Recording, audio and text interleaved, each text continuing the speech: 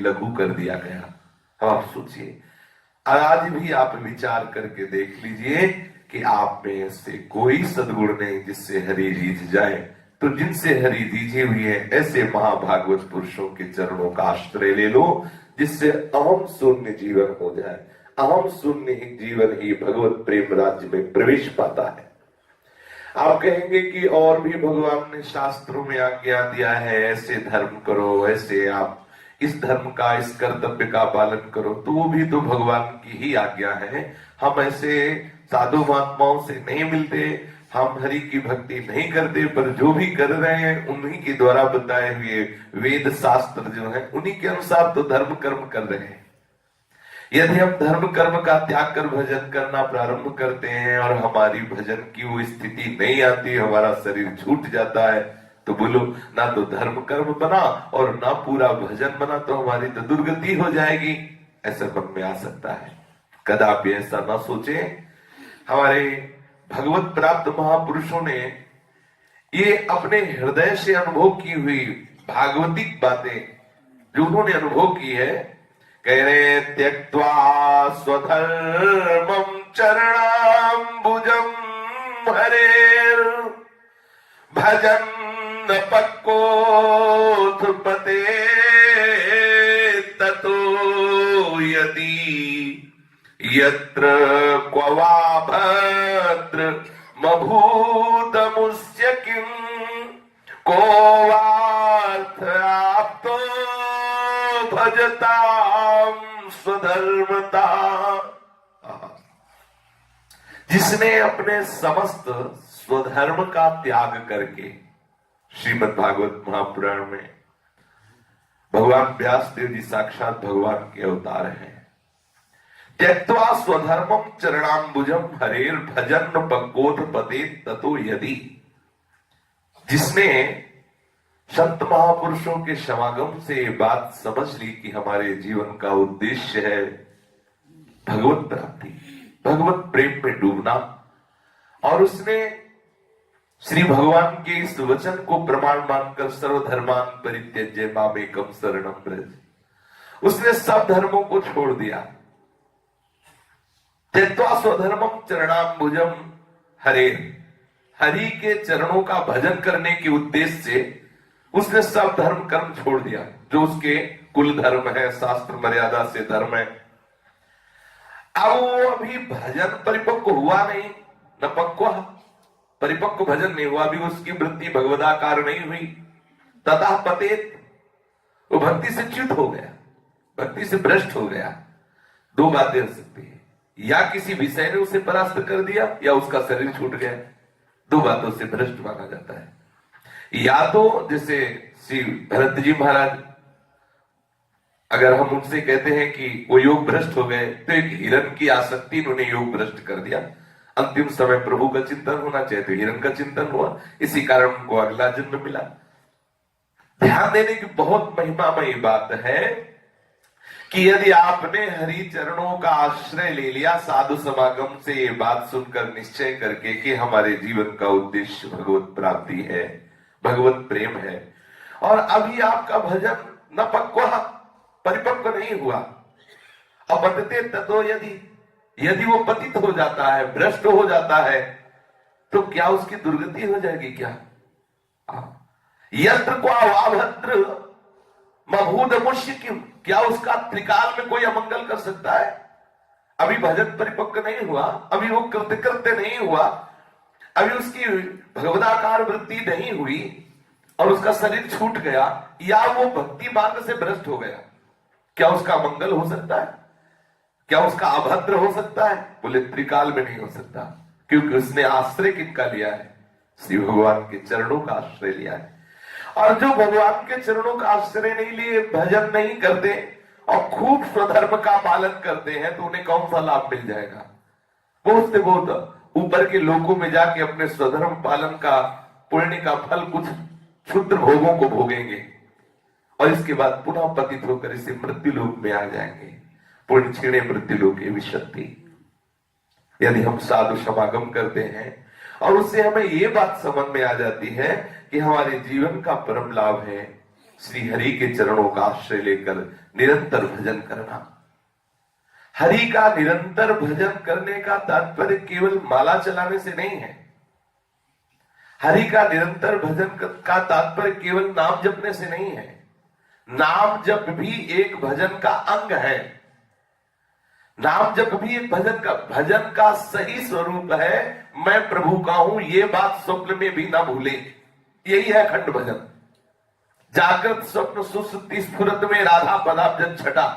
जैसे हम मनुष्य हैं, हम पुरुष हैं, ठीक यही आम में बैठ जाना चाहिए कि मैं प्रभु का हूं, यही है सच्चा भजन। ये भजन के अंग है। वाणी का पाठ करना, नाम जप करना, ठाकुर सेवा करना, धाम वास करना, ये भजन के अंग है। लेकिन संपूर्ण भजन है अहम का प्रभु में समर्पित हो जाना। तो जब सब धर्मों का आश्रय छोड़कर उसने प्रभु के चरणों का आश्रय लिया, किसी भी कारण से वो भ्रष्ट हो जाता है तो उसकी गति में कोई अंतर नहीं होगा, क्योंकि भगवान के चरणों का आश्रय लिए। और जो भगवत चरणों का आश्रय नहीं ले, केवल धर्म का पालन करते तो उनको क्या प्राप्त होगा? बहुत ठीक धर्म का निर्वाह हो गया तो ऊपर के लोकों में जाके कुछ चंद भोगों को भोग कर पुनः मृत्यु लोक में आना होगा। इसलिए विचार करके जो प्रभु के चरणों में संपूर्ण चित्तवृत्ति लगाए हुए एक एक क्षण संभाल कर प्रभु का चिंतन कर रहे हैं, ऐसे महाभागवत पुरुषों के सानिध्य में रहे। अपने पूज्य श्री राधा बाबा के सानिध्य में है इस समय। उठते बैठते चलते फिरते उन्हीं का चिंतन हो रहा है कि ये महापुरुषों की कृपा होती है। भगवान की कृपा का सीधा स्वरूप है महापुरुषों से अपनापन होना, और महापुरुषों की कृपा का फल होता है कि सहज में चिंतन बन जाना। अब कोई क्षण ऐसा नहीं जिस समय राधा बाबा का चिंतन ना होता हो। अपने लोग सुन रहे हैं, उन्हीं का मनन कर रहे हैं, चिंतन कर रहे हैं, तो जो राधा बाबा के हृदय में वो आने में अब संशय नहीं है, पक्का समझ लो। क्योंकि जो चिंतन होता है उसका प्रभाव हमारे हृदय में आता है। पूज्य श्री राधा बाबा के अमृत में वचन सुन के फिर उनके जीवन चरित्र का श्रवण करते हैं। बाबा कह रहे हैं, किसी अनुकूल वस्तु की सत्ता का जब अनुभव होता है तो हमारे हृदय में एक मांग होती है कि ये अनुकूल वस्तु मिल जाती, ये अनुकूल व्यक्ति मिल जाता, ये अनुकूल परिस्थिति मिल जाती, तो इसी का नाम है लोभ। ये भजन में बहुत बड़ा दोष है। जो भगवत भजन करना चाहते हैं उनको जैसी भी परिस्थिति प्रभु ने दी है उससे मांग ना करें प्रभु से। बहुत ही सूक्ष्म बात है कि अगर इस व्यक्ति का हमें सानिध्य मिल जाता, इस वस्तु का सानिध्य मिल जाता, ऐसी हमारी व्यवस्था होती तो बहुत बढ़िया भजन होता। बिल्कुल गलत बात, बिल्कुल गलत बात। कभी साधक जिस परिस्थिति में है उससे बढ़कर परिस्थिति की मांग न करे, नहीं तो हो सकता है परिस्थिति की मांग मिल जाए, परिस्थिति बदल जाएगी। स्थिति यदि सुधारना चाहते तो परिस्थिति के सुधारने के चक्कर में मत पड़ो। तुम्हें जो परिस्थिति मिली, तुम्हारे प्रीतम ने तुम्हारे योग्य दी है वो परिस्थिति, उसी परिस्थिति में भजन कर लो। हृदय से कहता हूं, भजन के लिए किसी भी परिस्थिति की जरूरत नहीं। ठाकुर ने जो परिस्थिति दी बहुत मंगलमय परिस्थिति है। 12 वर्ष श्री स्नेह बिहारी के सामने एक शंकर जी का मंदिर है, वहीं एक कूड़ा वो समय से डाला जाता है पीछे अंधेरे में, वहीं बैठ के वो जब वहां जो भिक्षा मिलती और पाते हैं ना, वो जो हृदय की दशा होती ना, एकांत अंधेरे में बैठे हुए सैकड़ों मच्छर बन कर उसमें जो प्रसाद पाते हुए जो रोना आता ना, वो एसी रूम में रोना नहीं आता, वो हीटर लगे उसमें रोना नहीं, उसमें तो याद ही नहीं आती है, उसमें तो और भी ये चटनी मिर्च संसारिकता की याद आती है। उस समय याद आता, कब मिलोगे प्रभु, कब मुझ दीनहीन गरीब पर कृपा करोगे प्रभु। देखो जीवन निकला जा रहा, कब हर कवल में यही आर्त प्रार्थना होती, प्रभु मुझे दम से कब मिलोगे। कभी भी परिस्थिति बदलने की मांग साधक न करे। सच्ची कहता हूं, नहीं बुरा फंस जाओगे। परिस्थिति बदलने की मांग करना मानो अपनी साधना में आग लगा देना है। तुम्हें जो हरि ने परिस्थिति दी, बिल्कुल ठीक परिस्थिति दी है, तुम्हारे योग्य है। ये बहुत बड़ा दोष है जो साधक परिस्थिति की अनुकूलता की मांग करता है, परिस्थिति बदलने की मांग करता है। थोड़ा हम विचार करें, क्या वो वस्तु सचमुच बिना कहे हमारे भगवान कृपा करके हमें न दे देते यदि हमारे योग्य होती? हमारे भगवान कृपा करके हमें दे देते अगर हमारी योग्य होती, हमें परमार्थ में आगे बढ़ाने वाली सहयोगी होती। क्या हमारे भगवान को ज्ञान नहीं? भगवान को ये ज्ञान नहीं कि इसको ये आवश्यक वस्तु है हम दे दे। बहुत सूक्ष्मता की बात है, ध्यान से सुनना। हम लोग यहीं फंसे हैं। ये हमारा बच्चा है, हमारा शरणागत है, हमारा जन है, इसकी ये वस्तु हम दे देते हैं, इससे इसका बहुत बढ़िया भजन बन जाएगा, इसकी बहुत बढ़िया साधना बन जाएगी। क्या हमारे भगवान ये नहीं जानते? यदि वो जानते हुए हमें नहीं दे रहे तो सच्चा समझ लो कि वो हमारे भजन के नाश करने वाली मांग है जो मैं मांग रहा हूं कि हमें सुंदर व्यवस्था हो जाती, हमें एकांत मिल जाता। पक्का समझ लो, जिस परिस्थिति में हो भगवान ने तुम्हारे योग्य परिस्थिति तुम्हें दी है। जब बच्चा छोटा होता है तो उसे कितना दूध पिलाना, देखो भगवान कितने कृपालु हैं। मां के स्तनों से उतना ही मीठा दूध निकलेगा जितना बच्चे को चाहिए, उतना ही गर्म निकलेगा। ये भगवान की व्यवस्था है। आप गर्म करके पियोगे तो उसमें धोखा हो सकता है, चीनी अधिक हो सकती है, अधिक गर्म हो सकता है, लेकिन छोटा बच्चा है वो बता नहीं सकता। तो माँ का जो वक्षा स्थल का अमृत है वो कितना, जितना मीठा चाहिए उतना ही, जितना गर्म चाहिए उतना ही, और जितने में पेट भरेगा उतना ही, इससे ज्यादा भी नहीं कि तू पीता रहे और बच हो जाए। कितनी उनकी व्यवस्था देखो, उनकी बच्चा आने के पहले व्यवस्था कर देता है ठाकुर, ठीक उसके पचने योग्य, ठीक उसकी पुष्टता की योग्य कर देता है। बच्चे को किस समय क्या चाहिए, कौन सा वस्त्र चाहिए, कौन सी भोजन की व्यवस्था चाहिए, ये मां को पता होती है। बच्चे का सिर्फ काम है रोना। बच्चा तो भूख लगने पर रोता है, रोने के अतिरिक्त उसके पास और कोई साधन नहीं रहता। वस्तुतः हम जितने हैं सब हम प्रभु की दृष्टि में बच्चे ही हैं, किंतु हम बस अपने को बड़े सयाने समझ रहे हैं कि हम बड़े चतुर हैं, बड़े सयाने हैं। हमें कौन सी वस्तु चाहिए, हमें किस वस्तु से परम मंगल विधान होगा, मेरे प्रभु जानते हैं। उपासक को चाहिए किसी वस्तु की इच्छा ना कर ले, किसी परिस्थिति की इच्छा ना कर ले, किसी परिस्थिति के परिवर्तन की मांग ना कर ले, नहीं तो साधना बाधित हो जाएगी पक्का। किसी वस्तु के परिवर्तन की भावना हमारे मन में उदय हो तो हम केवल प्रभु से कह सकते हैं। बस ध्यान देने की बात है, हमारे हृदय में ये बात है कि ऐसा होता तो ठीक, तो हम क्या करें? अगर बार बार मेरे मन में बात आ रही तो हम अपने प्रियाजू से कह देते, देखो प्रियाजू मेरे मन में बात आ रही है, उचित तो हो तो पूरी कर देना, ना उचित हो तो आप बिल्कुल हमारी बात मत मानना। सचमुच सचमुच अपनी हर बात अपने प्रभु के ऊपर छोड़ दो, हट मत करो। वो जो कर रहे हैं उसमें तुम्हारा परम मंगल है। हम परिवर्तन की भावना को भूल कर केवल रट लगा दें तो आपके जीवन में दो बातें आ जाएंगी। या तो हमें विस्मृति हो जाएगी उस मांग की, जो मांग रखी उसकी विस्मृति हो जाएगी, आनंद हो जाएगा, और या फिर उचित होगा तो हमें वो वस्तु मिल जाएगी जिससे हमारा भजन नष्ट नहीं होगा। पर हम हठ ना करें अपने प्रीतम प्रभु से, मांग रख दी और उनके ऊपर छोड़ दिया कि आप जैसा उचित समझे तैसा कर दे। ये अनुभव करने की चेष्टा करें। आप सारी शक्ति लगाकर, सारा विश्वास लगाकर आप अपनी बात प्रभु के सामने रख दीजिए और बस निरपेक्ष हो जाइए। बात पूरी क्यों नहीं हुई ये बात नहीं सोचना है। आप अपनी बात प्रभु के सामने, सबके अंदर बातें हैं, प्रभु के सामने रख देने का अधिकार है, लेकिन मनवाने का नहीं। ध्यान दीजिए, ये हो ही जाना चाहिए, नहीं रख दिया, मालिक की इच्छा जैसा उचित होगा वो कर देंगे। उसके कण कण में लौकिक या पारलौकिक जो भी बात होगी वो हमारा मंगल ही मंगल भरा है।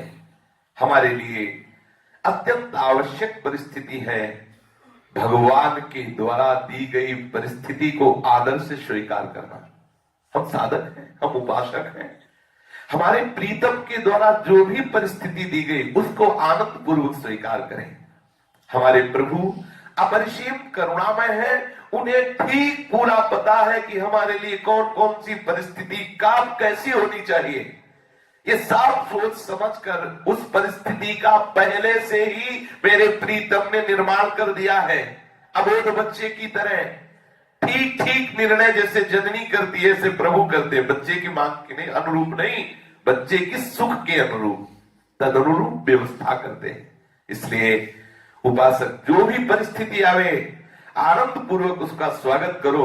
वो तुम्हारे लिए परम मंगल विधान भगवान के द्वारा किया गया है। बोलो किस विषय में हमारे हृदय में जलन हो सकती? आनंद ही आनंद। पहला सूत्र चतुरासी जी का, जोई जोई प्यारो करे सोई मोहि भावे। किसी वस्तु के अभाव का अनुभव होने पर ही कामना उत्पन्न होती है।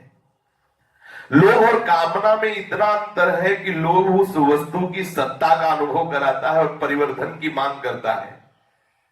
कामना वस्तु के अभाव की अनुभूति कराती है और उसकी पूर्ति की अपेक्षा रखती है।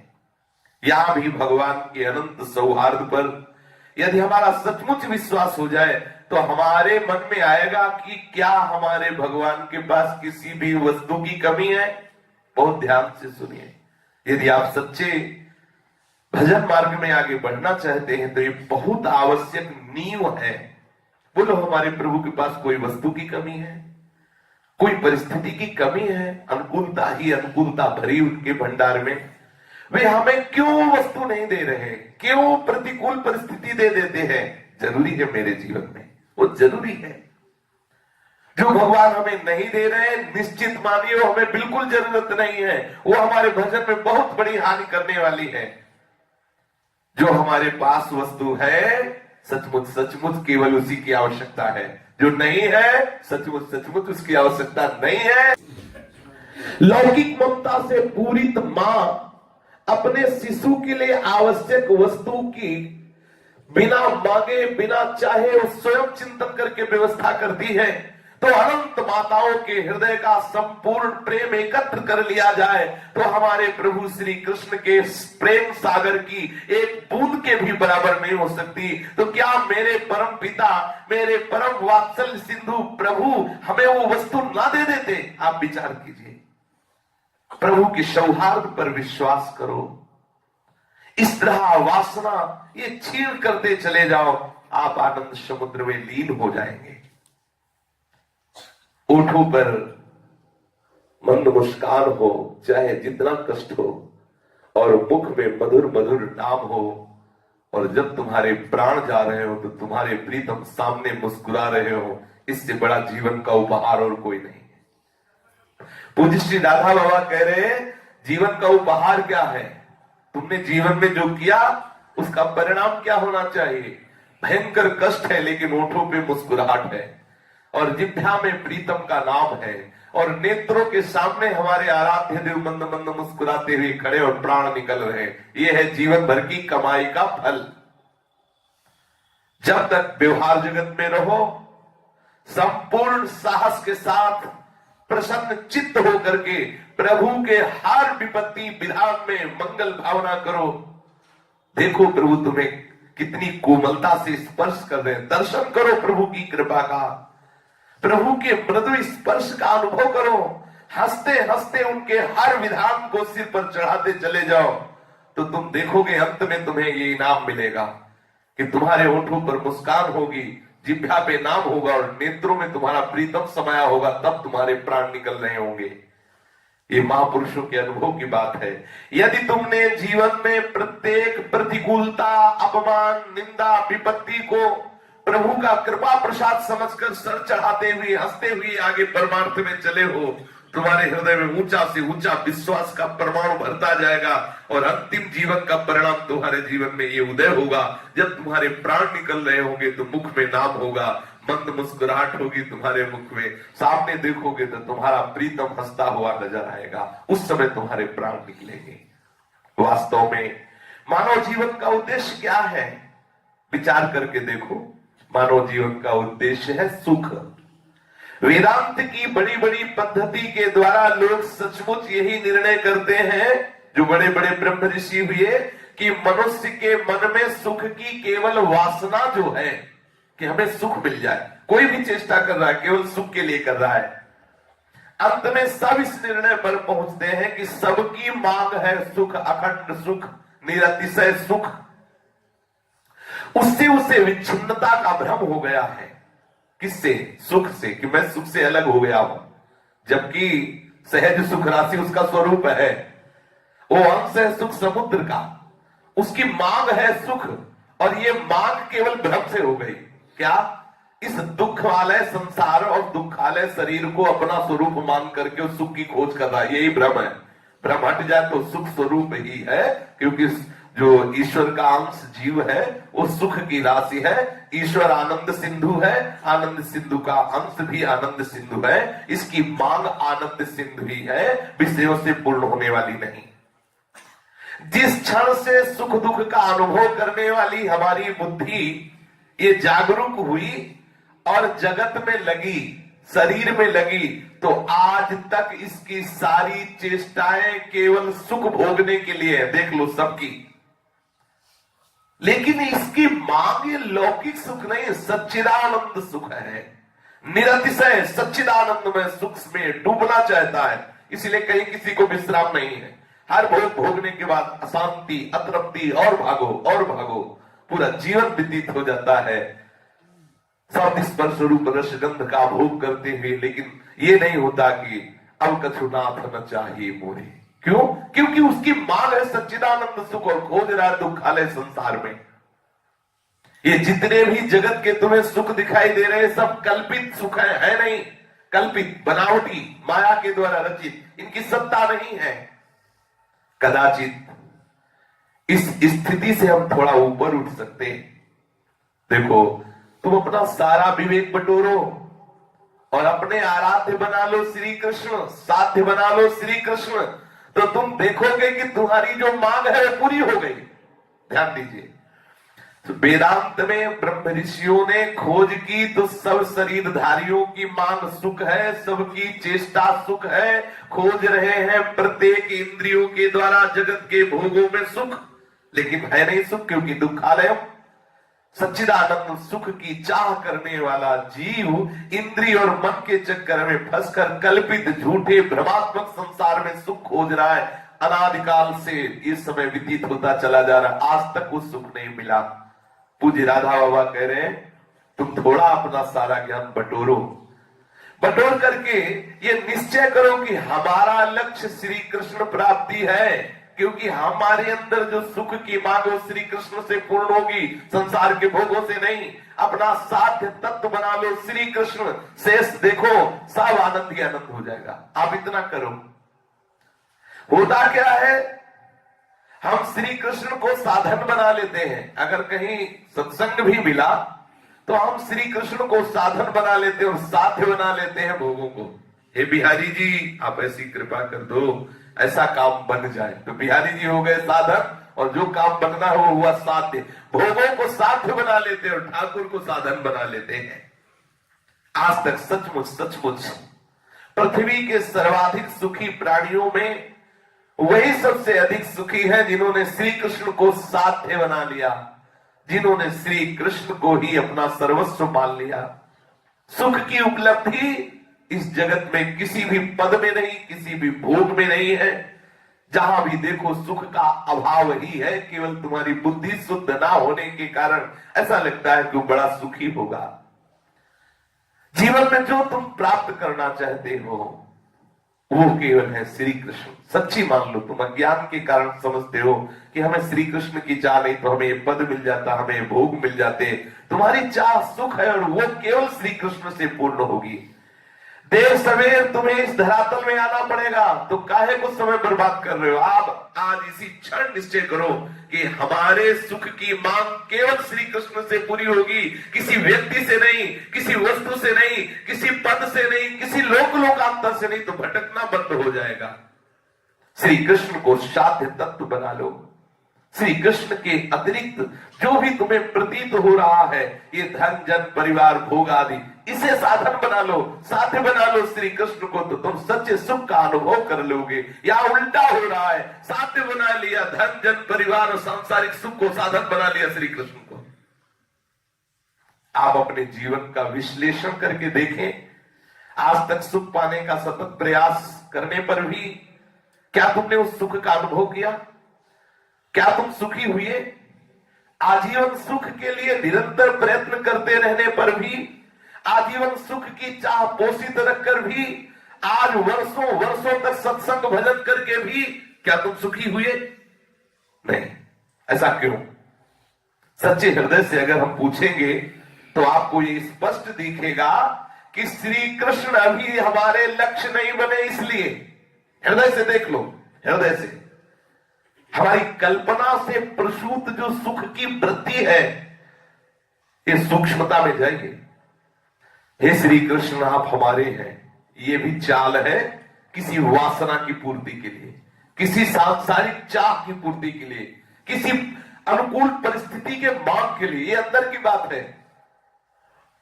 हमारी कल्पना से प्रसूत जो सुख की वृत्ति है, श्री कृष्ण उसके साधन मात्र है। इसलिए 20 वर्ष हो गया सत्संग करते हुए आपको आनंद की अनुभूति नहीं हुई। उनका एक चिन्मय विलास अनादिकाल से चल रहा है, अनंत काल तक चलता रहेगा। वे इस बात को अच्छी तरह जानते हैं कि मेरे अमुक स्वजन को क्या चाहिए। श्री कृष्ण के निर्णय में कभी भ्रम का प्रवेश नहीं हो सकता, तुम्हारे निर्णय में हो सकता है। आप जैसे कह देते नहीं, हमारे अंदर तो भगवत प्राप्ति की इच्छा है, हम तो चाहते हैं अभी भगवान मिल जाए। हमसे तुम कह सकते हो, लेकिन प्रीतम से वो अंदर है कि तुम्हारी बात देख रहे कि तुम्हारे अंदर कितनी चाह। जब सब चाह मिट कर केवल एक चाह रह जाएगी कि श्री कृष्ण चाहिए, श्री कृष्ण, तो दूसरा सेकंड नहीं लगेगा, श्री कृष्ण की अनुभूति हो जाएगी। पक्की बात समझ लीजिए, जिस क्षण तुम्हारे हृदय में एक चाह केवल रह जाएगी, दूसरी चाह नहीं होगी, तो दूसरा सेकंड नहीं लगेगा, श्री कृष्ण मिल जाए। किसी की गवाही की, किसी की साक्षी की जरूरत नहीं, क्योंकि उस सबके हृदय के साक्षी है। वो सब कुछ एक एक सेकंड की बात जान रहे हैं। जैसे हम अपने बच्चों के लिए निर्णय कर लेते हैं, तुरंत उनकी इच्छित वस्तु उन्हें देने का संकल्प हमारे मन में आ जाता है, व्यवस्था करने का प्रयत्न करते हैं। ठीक ऐसे ही हमारे प्रभु हमें बहुत प्यार करते हैं। हम प्रभु को चाहते ही नहीं, प्रभु से चाहते इसलिए दे रहे हैं। और दोष लगाते कि इतने दिन हो गए सत्संग करते, इतने दिन हो गए भजन करते, भगवान क्यों नहीं मिलते। बेईमानी की बात है, तुम भगवान से मिलना नहीं चाहते। अगर अंदर की बात है तो अंदर की बात से तुम देख लो, हमारे प्रभु अंदर की बात बहुत सूक्ष्मता से देख रहे। पूज्य राधा बाबा कह रहे, उनके निर्णय में भ्रम नहीं हो सकता कि तुम मांगो भगवान और वो दे दे तुम्हें। संसार ऐसा आज तक नहीं हुआ, कोई भक्त के जीवन में ऐसा नहीं हुआ। अगर आप प्रभु को साधन बना के साथ संसार के भोग मांग रहे हो, तभी तुम्हारी इच्छा पूर्ति नहीं हो रही कि भगवान मिल जाए। जिस दिन केवल एक इच्छा रह जाएगी, हमारे प्रभु ऐसे कर्कश कठोर निर्दयी नहीं है। जिस समय अपनी थोड़ी सी स्मृति आई गोपिकाओं को, तो ठाकुर अंतर ध्यान हो गए। भागवत उठा के देख, थोड़ी सी स्मृति आई, मैं बड़ी सौभाग्यशालिनी हूं। श्री कृष्ण स्मृति से अलग, मैं बड़ी सौभाग्यशालिनी हूं त्रिभुवन की स्त्रियों में। एक इसी वृत्ति में श्री कृष्ण को अंतर ध्यान कर दिया। और जिस समय केवल श्री कृष्ण की वृत्ति रह गई, रुदु सुस्तरम राजन कृष्ण दर्शन लालसा, केवल कृष्ण दर्शन, न त्रिभुवन न त्रिभुवन की स्त्री न मैं, केवल कृष्ण। तो तासा मावीर भूत स्वरी इसमें मान मुखाम्बुजा पीतांबर धरास्त्र साक्षात मन्मथ मन्म था। तुम्हें बहुत प्यार प्रभु करते हैं, उनके प्यार पे संशय मत करो। तुम जो जो मांगे कर रहे हो वही तुम्हारे सामने आ रही है। उनमें भी जो तुम्हारे योग्य है, तुम श्री कृष्ण की मांग नहीं कर रहे। अगर श्री कृष्ण की मांग करते तो श्री कृष्ण मिल गए होते। इतने वो निर्दयी नहीं है, सच्ची मांगिए।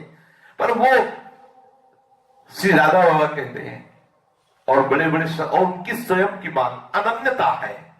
अन्य अगर है तो बात नहीं, इतना भी अन्य पसंद नहीं उनको, पूर्ण अनन्य। प्रेम में अनन्यता, प्रेम गली अति साकरीता में दो न समाये। दो नहीं, दो प्यार एक जगह नहीं देते, प्यार एक ही रहता है। वो सबको मिला के एक कर देता है। किस वस्तु की चाह पूरी होते ही दूसरी वस्तु की चाह प्रकट हो जाती है, तो क्या हमें वहां विश्राम मिला, सुख मिला? नहीं मिला। सुख तो वही है जिसके मिलने के बाद कोई चाह प्रकट ना हो।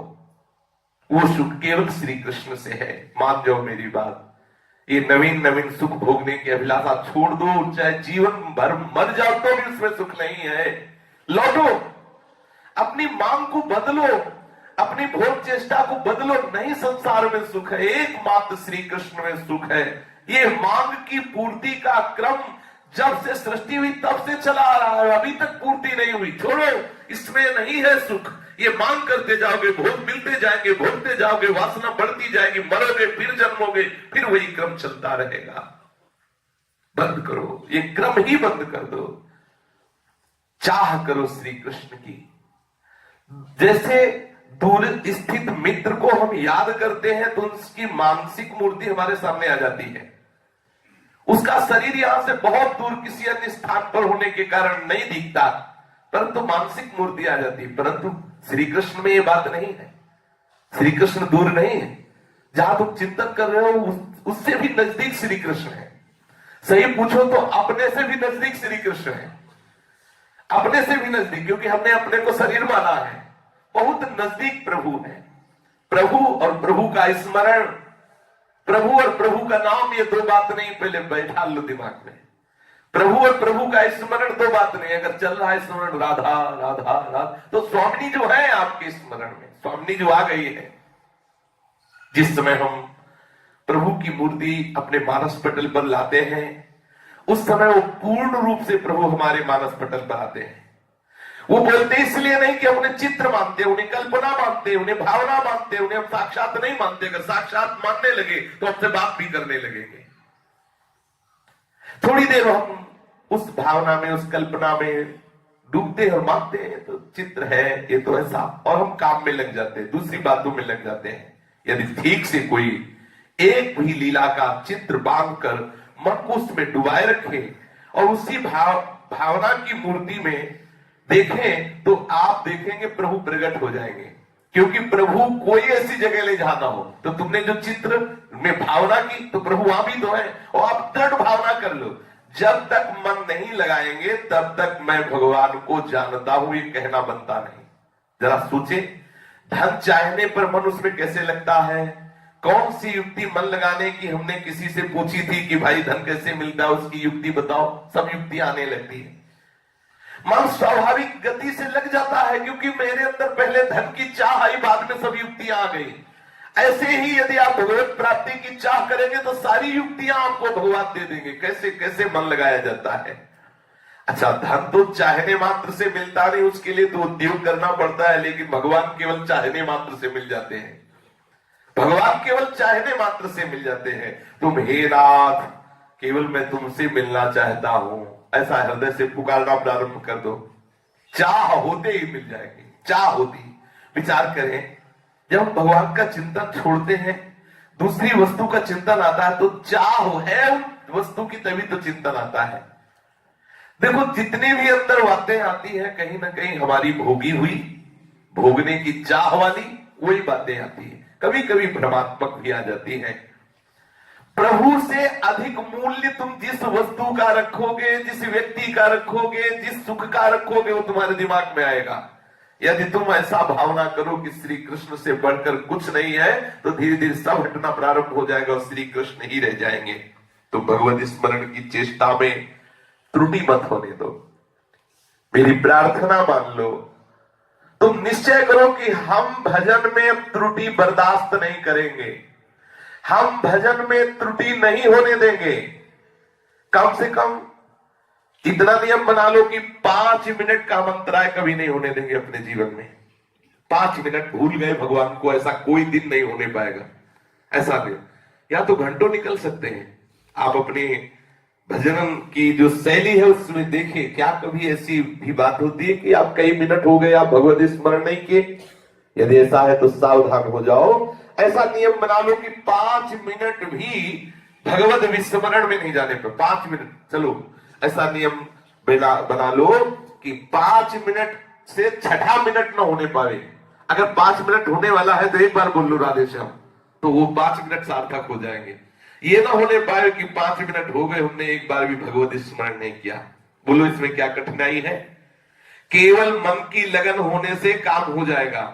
मन का स्वभाव है बदमाशी करना, पर इसमें एक बड़ा सुंदर गुण है, ये जिस चीज में लगा दो और एक बार लग जाए तो ऐसे पकड़ लेता है कि उसे छोड़ना नहीं चाहता।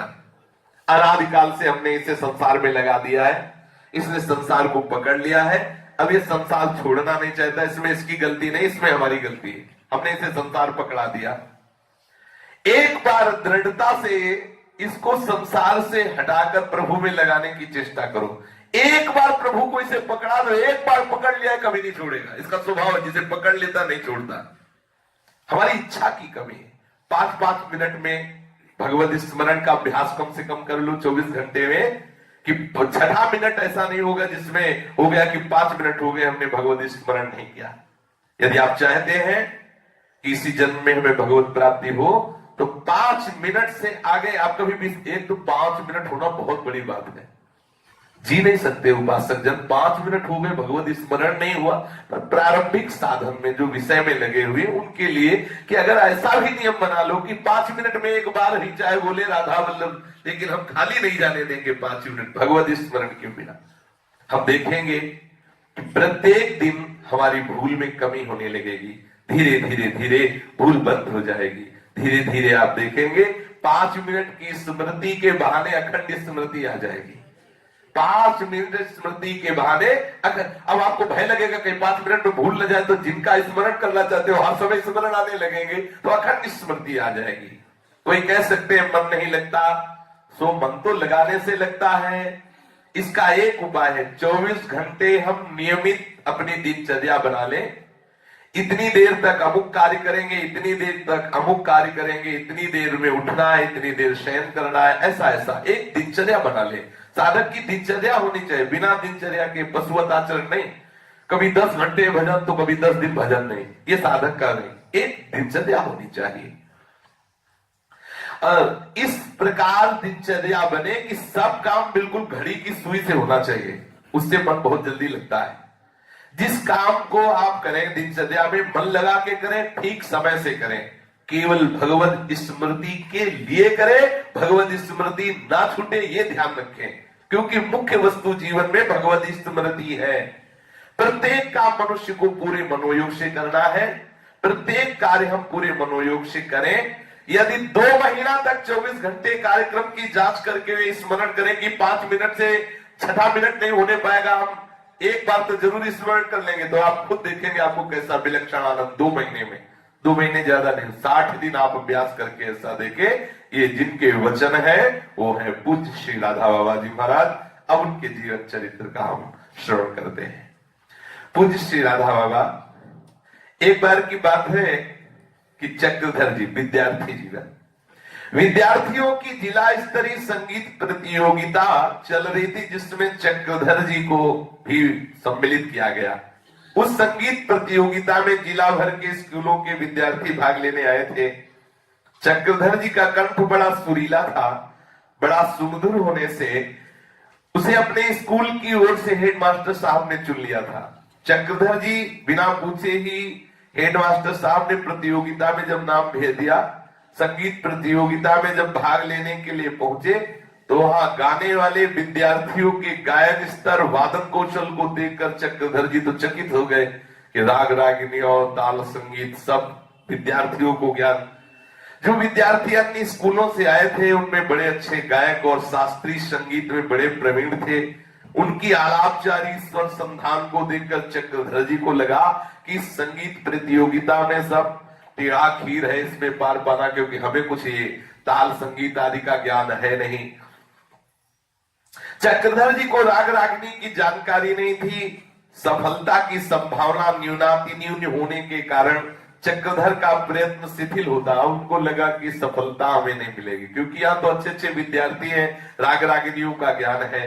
पर चक्रधर जी को एक जगह विश्वास था कि भगवान शंकर अगर कृपा करे तो मैं जीत सकता हूं।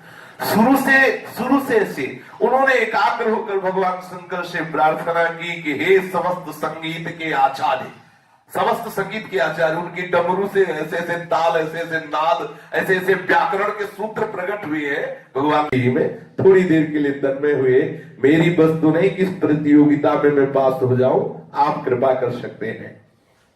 गायकों की नामावली एकदम स्मरण आया। चक्रधर जी अध्यापक महोदय से मिले, जो प्रतियोगिता के संयोजन का उत्तरदायित्व था जिन पर। चक्रधर जी ने पूछा कि हमारा नाम कहाँ है, कितने नंबर में है? तो उन्होंने कहा तीसरा नंबर है तुम्हारा। चक्रधर जी को ऐसा लगा कि तीसरे नंबर में तो हम फेल ही हो जाएंगे, क्योंकि बड़े बड़े कलाकार हैं, हमें तो कोई कला आती नहीं। चक्रधर जी ने उन संयोजक अध्यापक जी से कहा, आप मेरा नाम आरंभ में क्यों रखा, आधे के बाद रखते तो ठीक था। इसलिए वे संयोजक अध्यापक जी से जब प्रार्थना की तो तैयार नहीं हुए। चक्रधर ने पुनः प्रार्थना की, इस पर भी तैयार नहीं हुए। तब चक्रधर जी ने भगवान शंकर की याद की कि मामला यहीं से गड़बड़ हो रहा है, आप सुधारिए। तब आप थोड़ा उत्तेजित स्वर में बोले, चक्रधर जी बच्चे ही है कि आप अपने स्कूल के विद्यार्थियों का पक्षपात करते हैं। जब हम कह रहे हैं कि हमें आधे के बाद रखिए तो आप मना क्यों कर रहे हैं? आप अगर नहीं करेंगे तो हम यहाँ के प्रधानाध्यापक से बात करेंगे जाके। एक बार ऐसे आवेश में बोले तो जो अध्यापक व्यवस्थापक थे उसके, पता नहीं उनके दिमाग में क्या आया कि पूछा, अच्छा तू बता कहां रखना चाहते हो अपना नाम? चक्रधर को लगा कि बात बन गई, हमारी बात भगवान शंकर ने पहुंचा दी। वो व्यवस्थापक एकदम ढीले हो गए। चक्रधर ने कहा मेरा नाम आधे कार्यक्रम के बाद रखें। उन्होंने वैसा ही कर दिया। जब संगीत प्रतियोगिता आरंभ हुई, विभिन्न विद्यालयों के छात्र मंच पर आकर श्रोताओं के समक्ष अपने गायन वादन का कौशल प्रस्तुत करने लगे। उनके कौशल की सराहना में श्रोतागणों का वो ताली वायुमंडल गुंजाती, राग रागिनियों का आलाप, बच्चों का वो लालित्य उच्चारण वातावरण में छाया हुआ था। राग रागिनी के माधुर्य में जब एक एक श्रोता पगा हुआ था, तभी अपना कौशल प्रस्तुत करने के लिए चक्रधर जी को आदेश हुआ कि आप मंच पे जाइए। आधे विद्यार्थी हो गए। चक्रधर जी मंच में आए, देखा बहुत बड़ी सभा लगी और कोई राग रागिनी का ज्ञान नहीं। गाने से पहले उन्होंने तुरंत माइक लिया और भाषण शुरू किया।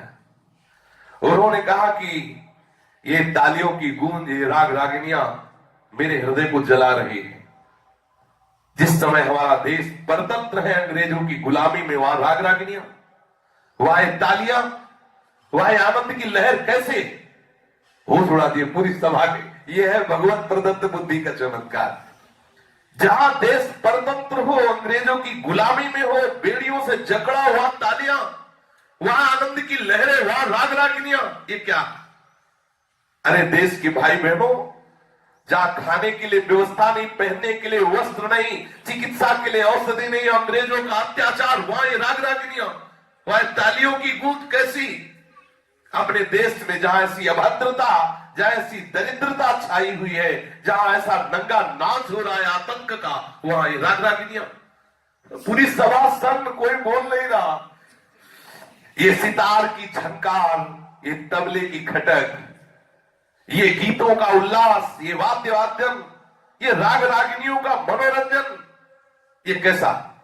एक ओर सिसकते हुए वो हिंदुस्तानी जिन्हें अंग्रेजों की वो कठोरता सहनी पड़ रही, एक तरफ उन माता बहनों को जिनके साथ अंग्रेजों का अत्याचार, उनके आंसुओं की धारा, और एक तरफ इस सभा में आमोद और प्रमोद।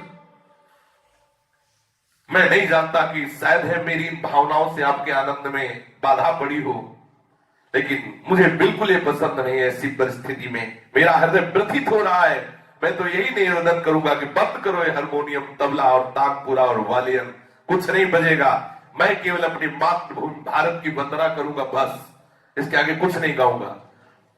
ऐसा वक्तव्य, ऐसा प्रभावपूर्ण छोटा सा बालक और इतनी सभा सन्न, क्योंकि ऐसा भाषण और इस प्रभावशाली वक्तव्य से सारा वातावरण बदल गया। एकदम सन्नाटा, सब निस्तब्ध, नितांत नीरो वातावरण में वंदे मातरम का गीत गाया श्री चक्रधर जी ने, जो आजकल देश का राष्ट्रीय गीत है।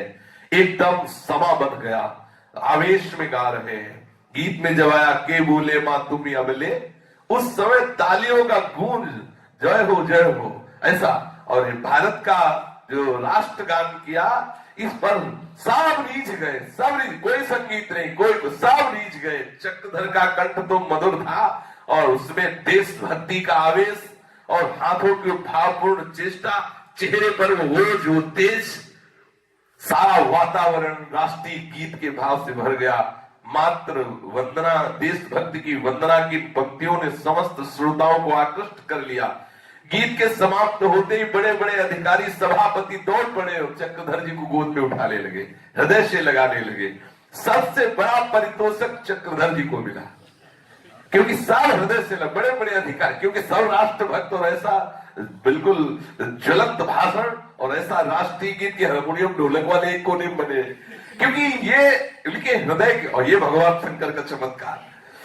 घोषणा के होते ही एक बार सारा का सारा पांडाल चक्रधर के पक्ष में हो गया जब घोषणा हुई कि सभा का सबसे श्रेष्ठ इनाम चक्रधर जी को मिलेगा। चक्रधर जी जब मिडिल स्कूल में पढ़ते थे उस समय की बात है, सरकारी शिक्षा विभाग की ओर से गया जिले के छात्रों की योग्यता की परीक्षा होने वाली थी। इस परीक्षा में सर्वप्रथम होगा उसको सरकार की ओर से प्रति माह 5 रुपए की छात्रवृत्ति मिलेगी। उस समय का 5 रुपए आज के 100 गुना रुपए से भी अधिक समझा जाना चाहिए। छात्रवृत्ति के साथ साथ सरकारी स्कूल के छात्रावास में रहने की सुविधा मिलेगी तथा शिक्षा शुल्क से विमुक्ति रहेगी। इस योग्यता परीक्षा में चक्रधर जी ने भी बैठने का विचार किया। उसने अपनी मां से कहा कि यदि 5 रुपए की व्यवस्था हो जाए तो हम भी परीक्षा में सम्मिलित हो जाए। मां से 5 रुपए की व्यवस्था की परीक्षा के लिए गया शहर को गए। अब इस योग्यता परीक्षा में भाग लेने के लिए सारे गया जिले से लगभग 5000 छात्र आए थे। चक्रधर जी को बड़ी शंका थी कि इस भीड़ भाड़ में कोई बड़ी मुश्किल से मेरी मां ने 5 रुपए की व्यवस्था की है और कोई चुरा ले जाए तब तो हमारा सब गड़बड़ हो जाएगा, हम उसमें सम्मिलित नहीं हो पाएंगे। सावधानी रखने की दृष्टि से चक्रधर जी बहुत बुद्धिमान थे। 5 रुपए के नोट का नंबर बार बार देख करके याद कर लिया, अगर चुरा भी किसी ने लिया तो मैं अपना नंबर याद रखूंगा। और याद करके एक कागज पर नंबर नोट करके अलग से रख लिया कि अगर भूल भी गया तो नोट कर। बुद्धि बहुत प्रवीण थी। बहुत सावधानी रखने पर भी जो शंका थी वही हो गया। किसी विद्यार्थी ने चक्रधर जी की असावधानी में वो 5 का नोट चुरा लिया। चक्रधर जी ने जब बार बार पता लगाते थे रुपया है कि नहीं, क्योंकि वास्तविक बात है कि उपरोहिती कर्म में कोई ऐसा खास रुपया नहीं आता था। ब्राह्मण लोग पहले ज्यादातर निर्धन होते थे, या तो जिनका राज दरबारों में प्रवेश होता था उनकी बात अलग थी, नहीं बस काम चलता था। बड़े तपस्वी और लोक कल्याण में संपूर्ण वृत्ति लगाने वाले। 5 रुपया उनका चोरी हो गया चक्रधर जी का। अब तो बड़े परेशान कि जिस परीक्षा के लिए आया था उसमें प्रवेश नहीं मिलेगा। डिप्टी इंस्पेक्टर ऑफ स्कूल्स की इस योग्यता परीक्षा के सुप्रिंटेंडेंट थे। चक्रधर परीक्षा सुप्रिंटेंडेंट महोदय के पास गए और सारी बात सुनाई कि 5 रुपए की चोरी हो जाने का पूरा वृत्तांत महोदय को सुनाया। वो काहे को इसमें ज्यादा ध्यान देते। परीक्षा देने के लिए जिले से 5000 छात्र आए थे। इनमें से किसको चोर ठहराया जा सकता है, इस बारे में कोई कार्यवाही की जाना संभव नहीं है, ऐसा वो अधिकारी ने इनको बताया। सुप्रिंटेंडेंट महोदय के उत्तर से चक्रधर को बड़ी निराशा हुई। उसने तो ऐसा सोचा कि सुप्रिंटेंडेंट महोदय के सक्रिय होने से मेरा काम बन जाएगा, पर महोदय के द्वारा खाली हाथ लौटना पड़ा। चक्रधर जी इस समय अपने प्रयास से विरत नहीं हुए। जिस धर्मशाला में चक्रधर जी ठहरे हुए थे बहुत से छात्र थे, उनकी संभाल तथा व्यवस्था का उत्तरदायित्व एक अध्यापक महोदय को सौंपा गया था। उन अध्यापक महोदय का नाम था श्री दामोदर प्रसाद जी। चक्रधर जी श्री दामोदर प्रसाद जी के पास गए और उन्होंने अध्यापक महोदय से कहा कि मेरे 5 के नोट की चोरी हो गई, अगर वो नोट नहीं मिलेगा तो मुझे परीक्षा में भाग नहीं मिलेगा। इस धर्मशाला में जितने छात्र हैं आप उनकी जांच करवाइए, मेरा नोट इन्हीं में किसी से होगा। तो कहा ऐसे कैसे पता चल सकता है। चक्रधर जी थोड़ी देर शांत हुए, भगवान शंकर से प्रार्थना की कि मुझे युक्ति बताइए। तो उन्होंने तत्काल एक युक्ति आई। उन्होंने कहा आप पंक्ति में खड़ा कर दीजिए सबको और मैं बता दूंगा इसमें कौन सा चोर है, किसने हमारे पैसे चुराए। पंक्ति में खड़े हुए छात्र आपकी उपस्थिति में एक एक करके मेरे सामने आए और मेरी दृष्टि में दृष्टि मिलाए। मैं बता दूंगा कि इस लड़के ने मेरे नोट चुराए हैं। मैं बता दूंगा कि किसने मेरा नोट चुराया। मैं नोट का नंबर आपको बता रहा हूं, आप चेक कर लीजिएगा। वो नोट इसके पास निकलेगा जो मेरे सामने आए और आंख में आंख मिलाए, जिसमें मैं कह दूं ये चोर है, पक्का वो चोर है। दामोदर प्रसाद जी मास्टर ने कहा ये कौन सी बड़ी बात है, ये तो अभी करवाए देता हूं। अध्यापक श्री दामोदर जी के आदेश पर सभी छात्र एक पंक्ति में खड़े कर दिए गए। चक्रधर जी खड़े हुए, एक एक विद्यार्थी सामने से निकला, बारी बारी से जो आता दृष्टि में दृष्टि मिलाते। भगवान शंकर से कहते बता दो इनमें से कौन सा चोर है, अंदर से बता दो। कई छात्र एक बार निकलते चले गए। एक छोटा सा छात्र आया और चक्रधर जी के सामने खड़ा हुआ, बस आंख ऐसे कर ली। चक्रधर जी सर्वथा अपरिचित थे। चक्रधर जी उसके ये चेष्टा देखते ही अंदर से आया कि हाँ यही है। दामोदर जी जो अध्यापक थे उनसे कहा कि इसने मेरा नोट चुराया है। अध्यापक उस छात्र को एक किनारे लाए, पूछा, उसने इनकार कर दिया, मैंने रुपया नहीं लिया। तब अध्यापक महोदय उस छात्र को कहा कि हम पुन पुन नदी में डुबो डुबो के तो मारेंगे, नहीं सही बता दो कि तुमने नोट लिया है कि नहीं। वो पिटने के भय से बता दिया, हाँ लिया है। जो नंबर बताया था चक्रधर जी ने वही नंबर निकला। अध्यापक की धमकी से उसने वो नोट दे दिया, मार के भय से वो नोट निकाल कर दे दिया, वही नंबर जो चक्रधर जी ने बताया। इस घटना से दामोदर प्रसाद जी के हृदय में बड़ा प्रभाव पड़ा कि एक बड़े बड़े अधिकारियों की ऐसी दृष्टि नहीं होती जैसे इस बालक चक्रधर की है। एकांत में ले गए और कहा कि तुम कोई सिद्धि जानते हो क्या, ऐसे कैसे तुम मतलब बता दे कि हाँ यही बालक है, एकदम सही निकला, और ऐसा कैसे। अध्यापक श्री दामोदर प्रसाद जी के पूछने पर चक्रधर जी ने कहा कि हम आपको हृदय की बात बताते हैं, मैं भगवान शंकर का अनन्य भक्त हूं। मेरे हृदय में भगवान शंकर का भावनात्मक विग्रह है और मैंने उनसे प्रार्थना की थी कि जो लड़का सामने आवे तो हमारे हृदय में संकेत कर देना ये है कि नहीं, अगर नहीं है तो ऐसा संकेत करना, है तो बता देना। मेरे सामने जो जो विद्यार्थी आता था मैं भगवान शंकर से उससे पूछता था कि ये है, तो उधर से उत्तर जब मिलता ना तो हम कह देते थे, ना उधर से उत्तर मिला हाँ यही है, हमने कह दिया हाँ इसमें हमारी कोई बात नहीं, इसमें भगवान शंकर की बात है।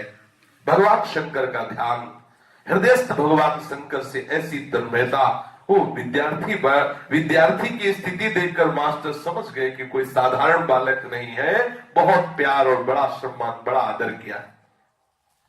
चक्रधर जी के ताऊजी थे श्रीपाल जी के सुपुत्र का नाम श्री देवदत्त मिश्र। देवदत्त मिश्र के सुपुत्र का नाम उमाशंकर मिश्र। ये चक्रधर को उमाशंकर मिश्र चाचा जी कहा करते थे। चक्रधर गया शहर में जिला स्कूल का एक विद्यार्थी थे। उमाशंकर गांव के मिडिल स्कूल के एक साधारण विद्यार्थी थे। चक्रधर जी की शुरू से बात रही, कभी झूठ नहीं बोले। कभी कोई झूठ बोल दे तो बहुत इनको बुरा लगता था। ये कहते थे क्यों झूठ बोलते हो, अगर आपको सत्य बोलने पर पिटाई है, आपकी निंदा है तो आप सह जाओ, आप बहुत अच्छे हो जाओगे। झूठ बोलने से थोड़ी पिटाई बच गई, थोड़ी तुम्हारी प्रशंसा हो जाएगी, लेकिन तुम्हारा पतन हो जाएगा। चक्रधर का ध्यान अपने परिवार के बालकों की पढ़ाई पर भी रहा करता। जब वो गया से गांव पर आया करते तो समय समय पर घर के बालकों से किसी न किसी विषय में प्रश्न कर लिया करते, जिससे उसे उनकी योग्यता और कमजोरी का अंदाजा मिल जाता। उमाशंकर से प्रश्न करने पर चक्रधर को समझने में देर नहीं लगी कि गणित के विषय में कच्चा विद्यार्थी है।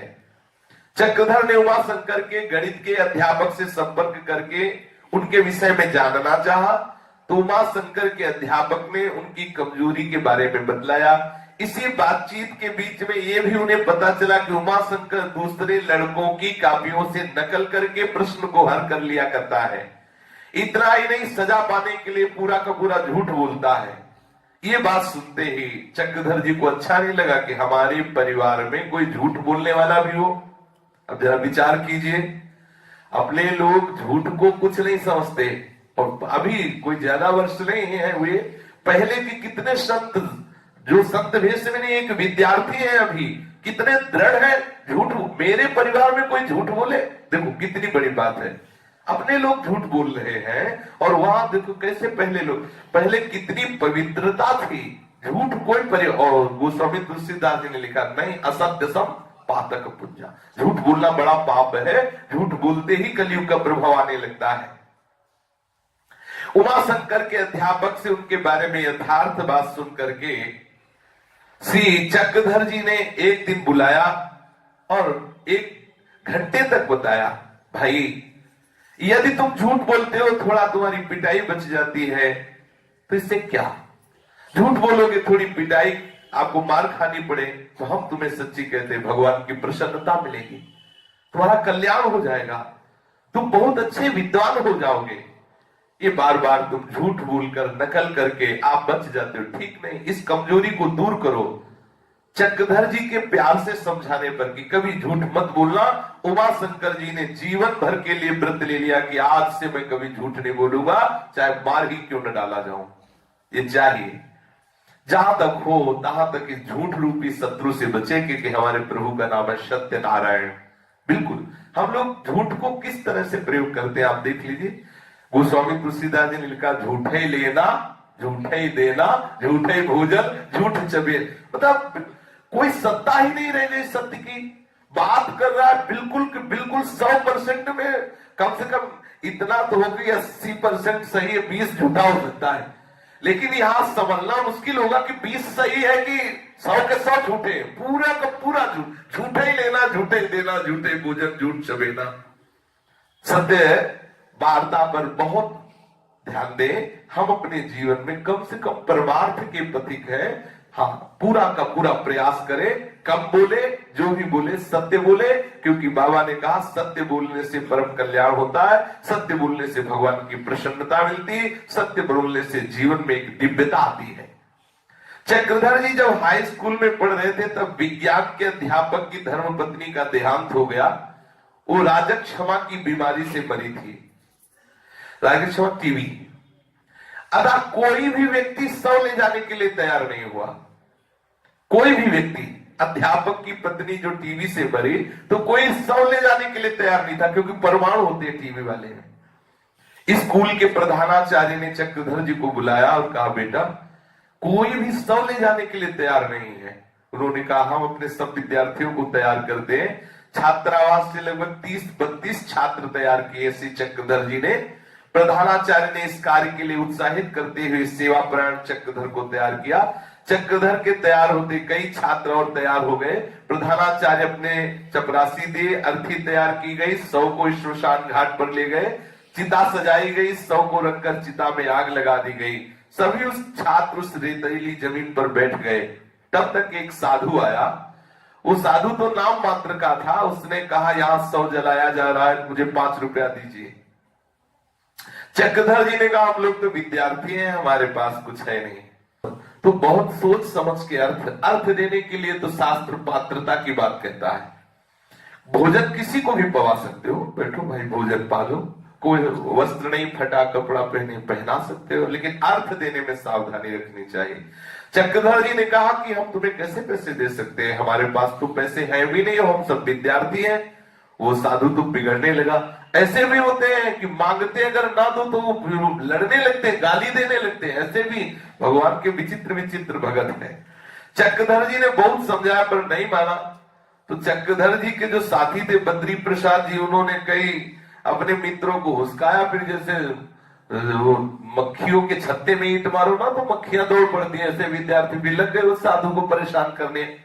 तो नाना प्रकार से तंग करने लगे, भागला पड़ा साधु को वहां से। अब बच्चे तो बच्चे ही है, सब विद्यार्थी। लेकिन चक्रधर जी के हृदय में इस बात से बड़ा दुख पहुंचा कि क्या साधु के साथ ऐसा बर्ताव करना चाहिए जो सब उनके विद्यार्थियों ने किया। वो मन में बड़े चिंतन में डूबे कि ये ठीक है, ये अभद्रता क्यों। वो पैसे मांग रहे थे, हम ना देते, लेकिन अब बार बार धिक्कार करने लगा मन कि एक ठीक है वेशधारी से, लेकिन क्या मेरे लोगों के द्वारा भद्रता होनी चाहिए? नहीं। स्वयं प्रश्न होने लगा, क्या ये कार्य उचित था? नहीं। क्या यही जीवन है? ये क्या जो आप कर रहे हो यही जीवन है? नहीं। उसी दिन से उन्होंने चंचलता का त्याग किया। हम ऐसे विद्यार्थियों का संग नहीं करेंगे जो इस तरह की वृत्ति धारण करते, इस तरह की उद्दंडता करते। अब अपने विद्यार्थियों के पास भी रहने पर वो बड़े ही गंभीर रहते, चंचलता रहित रहते। गांव में एक जगह नाटक मंडली आया करती। मंडली में बड़ा अभिनय गायन वादन हो रहा था। उस मंडली में एक महिला थी जो बड़ी सुंदर थी। ये नवकिशोर जो अवस्था होती है, इसी में मोड़ होता है जीवन का। इसमें बहुत सावधानी की जरूरत होती है। छोटे छोटे बच्चे बच्चियां जो परमार्थ के मार्ग पर चलना चाहते हैं, उनको बहुत सावधानी, इसी अवस्था में सावधानी। ऐसे ऐसे बच्चे हैं जिन्होंने गंदी बातें सीख ली, उनको सुधरना बड़ा कठिन हो रहा है, इसलिए बहुत सावधान रहें। बड़ा आकर्षण है इस अवस्था में, परस्पर आकर्षण, संसार के प्रति आकर्षण, बड़ा उत्साह होता है। वो उत्साह अगर संसार की तरफ चला गया तो भ्रष्ट कर देता है। उस नवयुवती का सौंदर्य भी बड़ा अच्छा था और कंठ भी बड़ा मधुर था, अभिनय भी बड़ा मधुर था। चक्रधर जी उस महिला को देखकर आकृष्ट हो गए। बच्चे ही थे, नवकिशोर अवस्था थी। उसकी कला देखकर, उसका बोलना देखकर, उसका हाव भाव देखकर, महिला के गायन की सुंदरता, अभिनय की स्वाभाविकता सराहनीय थी। कार्यक्रम के बाद चक्रधर उसके बारे में जानने की चाह की, ये कहां रहती है, कौन है, कैसा। इतने ही उसमें गुण दिखाई दिए चक्रधर जी को कि उसका सम्मान करना चाहते थे कि मैं कोई इसकी सेवा कर दूं। इतना आकर्षण हृदय में हुआ। पूछताछ करने पर पता चला कि आप जिसके लिए पूछ रहे हो बहुत गिरे स्तर की स्त्री है, तुम्हें नहीं चाहिए कि ऐसे निंदनीय जीवन से जीने वाली का तनिक भी किसी तरह से संपर्क हो, तुम्हें नहीं चाहिए। जो लोग, जिन लोगों को द्वारा नाटक हुआ, नौटंकी हुई थी, उन लोगों से पूछा कि मैं मिलना चाहता हूं, तो उनका तुम अच्छे विद्यार्थी हो, तुम्हें नहीं मिलना चाहिए, ऐसे मिलने की क्यों इच्छा करते हो। सात्विक और संयमित जीवन जिनका है उन्हीं से मिलना ठीक होता है। चक्रधर जी ने मन ही मन सोचा, एक आकर्षण होता है, आकर्षण हो, महिला का ऐसा सुंदर गायन, ऐसी सुंदर हाव भाव और इतना नीचा चरित्र, यदि मैं एक बार मिलूं तो उसको प्रोत्साहित करूं कि अगर तुम्हारा चरित्र भी नीचा है तो तुम अपना चरित्र ठीक कर लो तो कितनी तुम अच्छी हो। ऐसा चक्रधर जी का आकर्षण हुआ। देखो ये भी गलत है, नहीं होना चाहिए।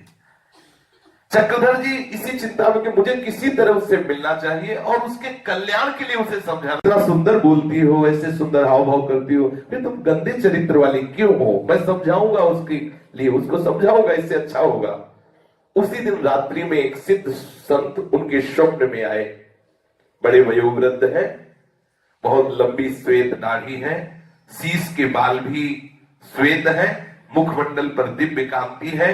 उन तेजों में संत ने कहा, बेटा चक्रधर, जिस महिला के कल्याण की बात सोचकर उसका तुम चिंतन कर रहे हो, बिल्कुल निकाल दो, नहीं सोचना चाहिए, तुम्हारे लिए उचित नहीं है।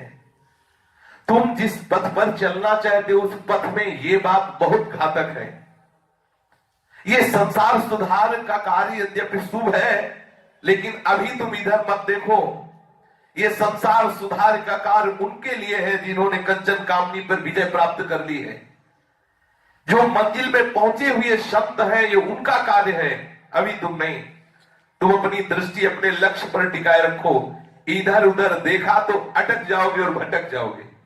ऐसा देखो, ये है सच्ची भावना से चलने वालों के हृदय में भगवान किसी न किसी रूप में आके संबोधन करते हैं। चक्रधर जी को समझाया कि जो मंजिल पर पहुंचे हुए कंचन कामनी पर विजय प्राप्त किए हुए महापुरुष है, वही जगत कल्याण की भावना से युक्त होते हैं। तुम इधर उधर देखोगे तो अटक जाओगे, भटक जाओगे। इतना कहकर वो संत अदृश्य हो गए। उसी समय चक्रधर जी की नींद खुली। अब प्रभात होने वाला था। प्रातःकालीन स्वप्न में उन तेजों में संत ने जो निर्देश किया और विचार किया और जीवन भर के लिए नियम लिया कि अब हम कभी किसी स्त्री के हाव भाव, उसके गान बजान, उसकी चेष्टा पर कभी आकर्षित नहीं होंगे। मैं कभी भी किसी भी स्त्री से मिलने की भावना अपने हृदय में नहीं आने दूंगा। ऐसा उसी समय दृढ़ निश्चय किया। उन दिनों सारे देश में राजनीतिक आंदोलन और समाज सुधार की लहर प्रबल रूप से व्याप्त थी। राजनीतिक गतिविधियों में सदा निमग्न और समाज सुधार की दिशा में सतत प्रयत्नशील प्रबुद्ध लोगों की जो विचारधारा थी, उसका प्रभाव चक्रधर जी के किशोर मानस पटल पर भी था। इसी का परिणाम यह हुआ कि चक्रधर जी साधुओं सन्यासियों को जब उनके मित्रजन बैठते तो कहते थे, पर यह पता नहीं था कि जिनके साथ बैठे हुए हैं ये भी एक भारी महात्मा बनेंगे। श्री चक्रधर जी, एक बार श्री महिपाल जी जो चक्रधर जी के पिताजी हैं, ये पुरोहित कर्म करते थे। किसी यजमान के यहाँ दुर्गा सप्तशती का पाठ करने का निमंत्रण लिया, स्वीकार किया। यजमान के घर पाठ का संकल्प विधान विधिवत संपन्न हो गया। पंडित जी दुर्गा पाठ का अनुष्ठान आरंभ कर दिया।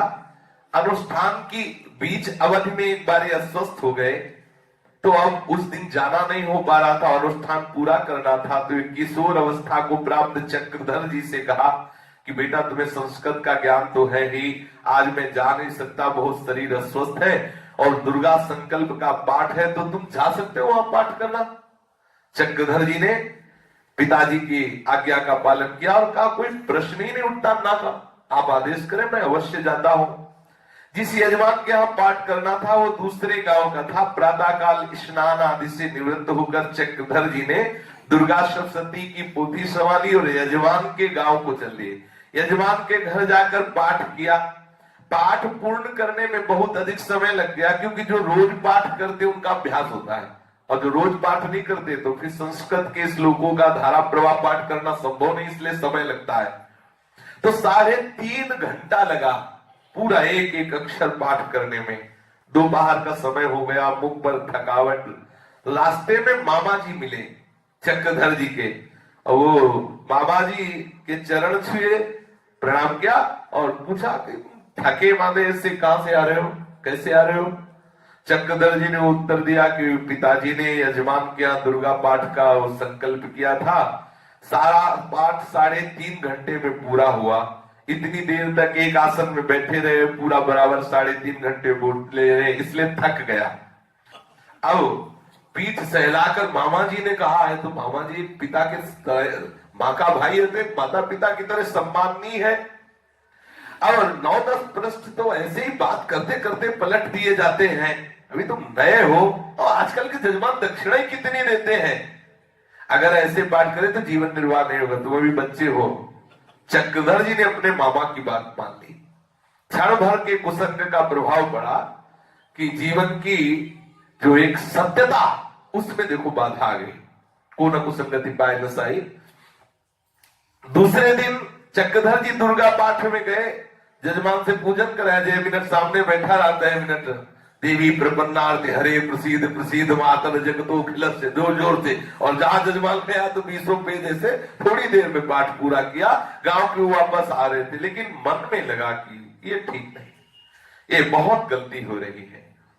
और ये पक्की बात है कि अगर कोई उपरोहित कर्म करता है, जजमान से संकल्प लेता है कि मैं आपका ये अनुष्ठान पूरा करूंगा, और जजमान संकल्प दे करके पूर्ण रूप से उपरोहित के ऊपर आश्रित है, अगर उपरोहित अब उसमें त्रुटि करेगा तो पाप का भागी उपरोहित बनेगा। बहुत निंदनीय दुर्गति होगी यदि शास्त्रीय संकल्प करके यजमान का पूरा कार्य नहीं करोगे तो। ऐसा थोड़ी कि कोई देख नहीं रहा, जो जज है वो तो देख ही रहा है। उसने तो संकल्प कर दिया, मान लो आपको 5,000 रुपए संकल्प करके दे दिए दुर्गा पाठ के, आपने पाठ नहीं किया, उसको दुर्गा पाठ का फल मिलेगा, तुम्हारी दुर्गति होगी पक्का। इसलिए बहुत सावधान रहने की जरूरत होती है जो पुरोहित कर्म करे। एक बात, इसीलिए धनी मानी नहीं होते थे पुरोहित जन। पंडित जनों का धन होता था तप। ओ तप बल विप्र सदा बरियारा, तपस्वी होते थे, भले ऐसे हो लेकिन बड़े बड़े राजा कांपते थे क्योंकि वह तप होता था धन। घर पर आकर चक्रधर जी के हृदय में बात पची नहीं। उन्होंने अपने पिताजी को सुनाया कि मामा मिले थे कल, उन्होंने ऐसा कहा तो आज हमने ऐसा पाठ किया। सुनते ही महिपाल मिश्र जो चक्रधर जी के पिताजी थे, बड़ा कष्ट हुआ। यद्यपि बीमार थे, पुत्र को चक्रधर जी को हृदय से लगाते हुए कहा, बेटा बिल्कुल नहीं, बिल्कुल नहीं, बिल्कुल नहीं, ये हम ब्राह्मणों को बिल्कुल शोभा नहीं देता। हमारे सामने नियम लो कि कभी भी जीवन में ऐसी त्रुटि नहीं करोगे। जो अनुष्ठान लिया सांगोपांग करेंगे। दक्षिणा निरपेक्ष यजमान के प्रति भाव होना चाहिए। दक्षिणा से निरपेक्ष होकर यजमान के मंगल की भावना पुरोहित में होनी चाहिए। इसीलिए पुरोहित बंधनीय होता है। जीवन का निर्वाह तो भगवान की कृपा से होता है, यजमान थोड़ी करता है। हम केवल यजमान के कल्याण के लिए अनुष्ठान करते हो, जो दे दे दे दे, नहीं हम प्रभु के आश्रित रहते हैं। यजमान की दक्षिणा हमारा जीवन नहीं है, हमारा शास्त्रीय विधान से चलना जीवन है। भगवान की अहेतु की कृपा हमारा जीवन है। यजमान दक्षिणा कम देता है तो चिंता की बात नहीं, हमारा अनुष्ठान ठीक हो जाएगा तो हमारे प्रभु प्रसन्न हो जाएंगे। हमें प्रभु जब प्रसन्नता मिलेगी तो रह क्या गया। इतना कहने के बाद तत्काल उठे, बीमार थे, बिस्तर से पवित्र हुए, भूमि पर बैठे, आसन बिछाया और जजमान के लिए संकल्प किया। और उसी समय पूरी दुर्गा सप्तशती ठीक से पाठ करके संकल्प करके उस जजमान के लिए, जहां एक दिन अशुद्ध पाठ हुआ, वो पूरा संपूर्ण विधि से पाठ करके ये छाप उनके हृदय में पड़ी, श्री राधा बाबा के हृदय में, कि जीवन में कभी अनुष्ठान में अपूर्णता। बाबा का अनुष्ठान के समय शरीर में भयानक कष्ट हुआ गया है, लेकिन अनुष्ठान नहीं छोड़ा। सांगोपांग अपना ही सही, पर जो अनुष्ठान लिया उसे सांगोपांग निर्वाह किया। अभिनय करने में चक्रधर जी बड़े कुशल थे। अभिनय पटुता देखकर इनकी बड़ी सराहना होती, कोई भी अभिनय। और ये अभिनय तो शुरू से ही शुरू कर दिया था। भूत का अभिनय किया तो ऐसा किया, घर वालों को पक्का लग गया कि भूत। चक्रधर जी के पिताजी राजवंश के भी पुरोहित थे, तो राजकुल के राजकुमारों ने एक अभिनय समिति की स्थापना की थी। उस राजघराने में चक्रधर जी का बड़ा सम्मान था, वे हमेशा चक्रधर जी को पास बुलाते थे और अभिनय में कभी कभी इनको कोई अभिनय देते थे। एक दिन अभिनय के लिए इनको पागल का अभिनय दिया गया।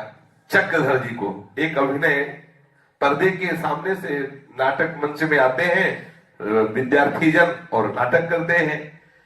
अब पागल का जब रोल दिया गया तो चक्रधर जी ने कहा कि हम पर्दे के सामने से नहीं आएंगे, हम कहीं से भी आएंगे लेकिन ऐसा अभिनय करेंगे कि पूरी सभा को हम पक्का पागल साबित कर देंगे कि हम पागल हैं। बोले अभिनय से मतलब हमें पर्दे से आओ। ये केवल प्रधान को सूचना दी कि दर्शक को किसी को पता न चले, हम पागल का रोल करेंगे। जिस समय उस नाटक में पागल का रोल आएगा तो हम आएंगे बन के, लेकिन कहां से आएंगे किसी को पता नहीं, सामने से आएंगे नहीं, पक्की बात है। अब वो पागल का रोल, चक्रधर जी पागल का रोल कर रहे हैं। वैसे जो भी रोल करता आता था पर्दे के सामने से आता था, तो जब पागल का वेश बना के आने का समय होता ना कि इस समय पागल आने वाला है, तो सबकी दृष्टि थी पर्दे के सामने, पर्दे से ही तो आएंगे। अब चक्रधर जी ने पूरा पागल का रोल, ऊपर काला लगाना, नीचे सफेद लगाना, फटे पुराने कपड़े बांध के ऐसा, और दीवाल फांद के, दीवाल जहां सब दर्शक ऐसे बैठे हुए थे, जो दीवाल थी दीवाल फांद के एकदम ऐसे चिथड़े से ढका हुआ, ऐसे चिल्लाते पागलों जैसा, और दीवाल फांद के एकदम आए और 2-4 कंकड़ ऐसे लिए हुए और ऐसे किसी को ये पता ही ना रहा कि हम नाटक देख रहे हैं। सबको भाव नाटक के लिए तो पर्दे से आएगा सीधे, तो जिसने देखा सब खड़े हो गए, सब चिल्लाने लगे एकदम कंकड़ मार। तो जहां राजा साहब बैठे हुए थे कुर्सी में नाटक देखने के लिए, एक कंकड़ सीधे मारा उनके पैरों में लगा, वो भी खड़े हो गए, भयभीत हो गए, हटाओ पागल घुस आया। सब चिल्लाने लगे कि अरे भाई कोई तो रोके, ये पागल यहाँ क्यों आ गया, यहाँ तो नाटक चल रहा था, ये पागल कहां से आ गया। किसी को हंसी मजाक नहीं सूझा, एकदम सच्चा पागल, एकदम सच्चा, बिल्कुल मानो सब खड़े हो गए, सब ईंट मार रहे सब। जब राजा साहब के प्रति कोई ऐसा कर नहीं सकता था, तो राजा साहब भी भयभीत होकर सबके बीच में खड़े हो गए कि भाई ये ईंट मार रहे थे, ईंट जैसा। अब पागल का रोल तो पागल का रोल है। राजा साहब डर गए, कुर्सी छोड़कर एक किनारे में खड़े हो गए। जब ये सब भयभीत हो गए, सब हो गए, तब चक्रधर जी ने सभा में जाके कहा हमें पागल का रोल मिला था। सबको आश्चर्य हुआ कि ये तो रोल कर रहे, ऐसा रोल करने में प्रवीण थे कि जो रोल करते बिल्कुल लगता हाँ ऐसा ही है। चक्रधर जी गया स्कूल में पढ़ रहे थे, छात्रावास में रहते थे, तो छात्रावास के फाटक की लोहे की छड़ों से बना हुआ जो गेट था, तो होता है विद्यार्थी लोग जब छुट्टी होती है ना तो ऐसे पकड़ के झूलते हैं, एक एक में खड़े हो गए वैसे झूलते, समझ रहे लोग, फाटक में ऐसे खड़े, अपने लोग भी झूलते, छुट्टी हो गई आगे ऐसे पकड़ लिए अपने झूल रहे। उस फाटक पर चढ़कर झूलते थे, फाटक पर चढ़े चढ़े उससे कभी खेलते कभी बंद करते थे। एक साधु सामने से आए, उनके शरीर पर बहुत सुंदर साफा बना हुआ गेरुए रंग का था, गेरुए रंग का ही वस्त्र धारण किए हुए थे। चक्रधर जी से कहा मुझे भूख लगी है, कुछ खाने की व्यवस्था कर सकता है, जबकि विद्यार्थी थे। चक्रधर जी ने कहा मेरी जेब में क्या है यदि आप बता दोगे तो मैं आपकी खाने की व्यवस्था कर दूंगा। वो कुछ देर तक चुप रहे, उन्हें रमल विद्या का ज्ञान था, और रमल विद्या के जो ज्ञान वाले होते हैं वो पास से फेंक कर आंकड़े से फेंक करके बता देते हैं कि क्या होने वाला है, कैसा होने वाला है, ऐसा होता है। उन्होंने कहा 5 आना 3 पैसा तुम्हारी जेब में है। उसके बाद चक्रधर जी ने अपनी जेब से पैसे गिने, ठीक 5 आना 3 पैसा निकले। बड़ा आश्चर्य हुआ। चक्रधर जी उनको हलवाई की दुकान पे ले गए, और 5 आने 3 पैसे में बहुत मिलता था। भर पेट भोजन करवाया। साधु चक्रधर पर बड़े प्रसन्न हुए। चक्रधर जी ने पूछा कि आप और कुछ भी बता सकते हैं। साधु बोला हम रमन विद्या के ज्ञाता हैं, आप जो पूछेंगे वो बता देंगे। उनके अनुसार मैं गणना करता जाता हूं और उससे जो निकलता है बिल्कुल सही निकलता है। चक्रधर जी ने कहा आप मेरे भविष्य के बारे में कुछ बता दीजिए। चक्रधर जी ने उनको एक आसन पर बैठाला उस आसन पर वो स्थिर चित्त होकर बैठ गए और रमल के पासे फेंकते रहे। पासे में जो आता रहा वो कागज में लिखते रहे। आधा घंटा गणना के बाद उन्होंने बताया इतने वर्ष इतने मास बाद तुम्हारा महामंगल में भाग्योदय उदय होगा। वही संन्यास की तिथि जो उन्होंने लिख के बताया। गणना में अगर कोई छोटी सी त्रुटि हो गई हो तो 1 दिन का अंतर पड़ेगा, जो हमने तिथि बताई है, इससे अधिक नहीं। बाबा कहा करते थे कि उस साधु का हिसाब सही निकला, ठीक उसी दिन हमारा संन्यास हुआ जिस दिन उन्होंने लिखा था कि जीवन का महामंगल में भाग्योदय इस तारीख को तुम्हारा होगा। चक्रधर जी की आयु अभी 14 वर्ष की ही लगभग हुई होगी कि 9वीं कक्षा के छात्र थे, छात्रालय में रहते थे।